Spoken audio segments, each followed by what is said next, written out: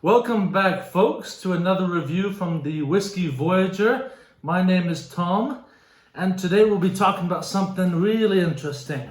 Cask strength whiskeys. You may have heard of them, maybe you know about them already, but haven't tried them yet. But today we're going to be looking at specifically a couple of Japanese whiskeys, one that is not a cask strength, and one that is quite an interesting cask strength over here from Nika. But also the benefits, pros and cons of cask strength and what it's all about. So let's jump right in. So first of all, what is cask strength? Usually after the 2 rounds of distillation occurs, or in Ireland, 3 rounds of distillation, the proof is very, very high. So after 3 rounds, it can be as high as 80% or more in terms of the ABV. Or for Scottish whiskies, maybe 60 or 70%. And for a lot of people, that's just too strong. And so what whiskey producers do is they will water it down. So it may come out of the still at 65%, and they water it down to say 43%, 46%, or even as low as 40%. And that means that they can spread that one barrel that might produce, say, 250 or 300 bottles, they can spread that to make maybe 400 bottles or so at a lower strength. And but you can also buy cask strength whiskey, and that's straight out of the cask, maybe 50%, 55, 60 or higher. And so what are some of the benefits about that? It's not just that it's stronger, okay, wow, I can smell more alcohol in this.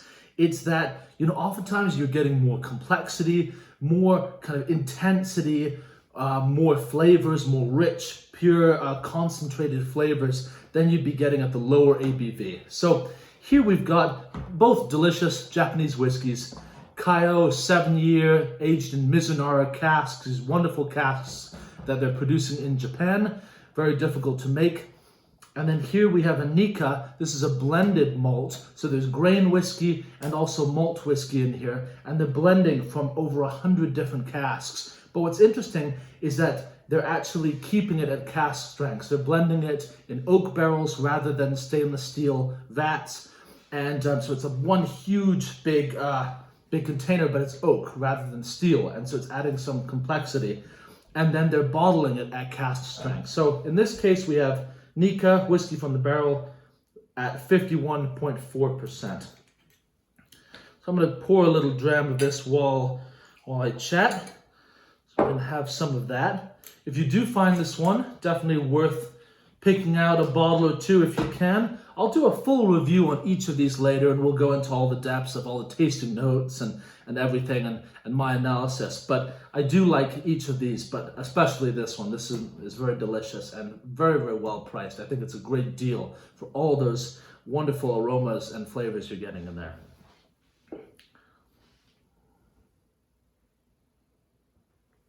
And what I like to do, especially with cask strength, is start out, just completely neat, as I do with pretty much all whiskey I'm drinking, and then try adding a few drops and find, is that going to open up and bouquet the flavors? When the water interacts with the oils, often those aromas, fruity notes, or whether it be peat, smoke, malty, spice, briny, salty flavors, whatever's in there is going to open up and come to the surface a little bit more.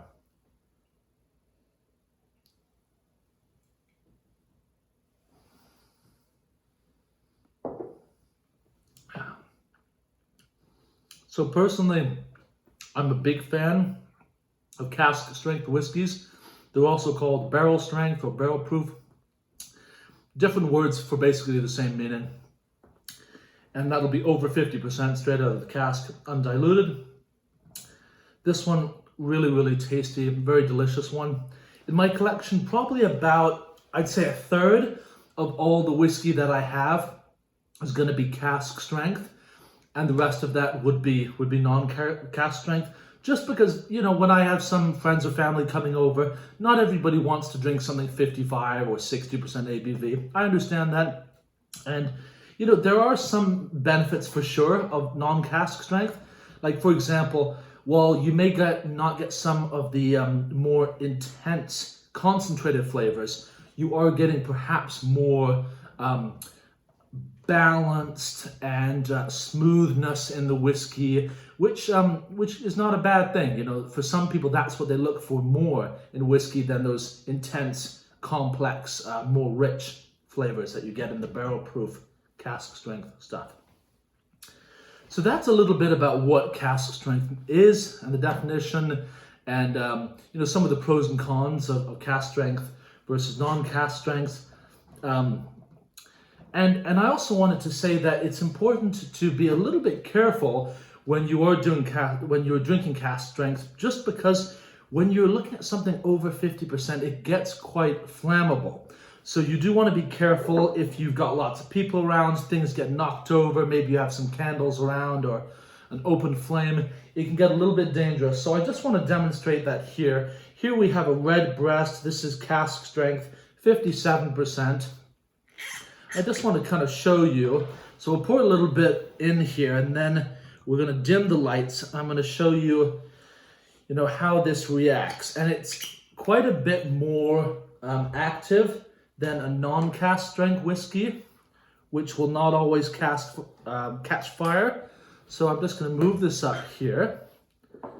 I'm going to show you. Here we go.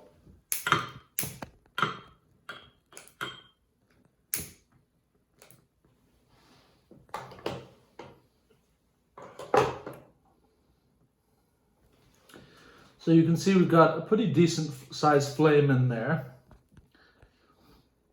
And here we're in a controlled setting. It's pretty safe. But if this was knocked over onto a table and your table catches fire, then that could be pretty bad. So while it is delicious stuff, packed full of loads of flavor, definitely something to keep an eye out for. Make sure you're being careful and exercising caution and safety when you're drinking cask strength whiskey or any high or overproof alcohol for that matter. So there you have it, folks. I look forward to seeing you again next time. Again, my name's Tom, here with the Whiskey Voyager YouTube channel.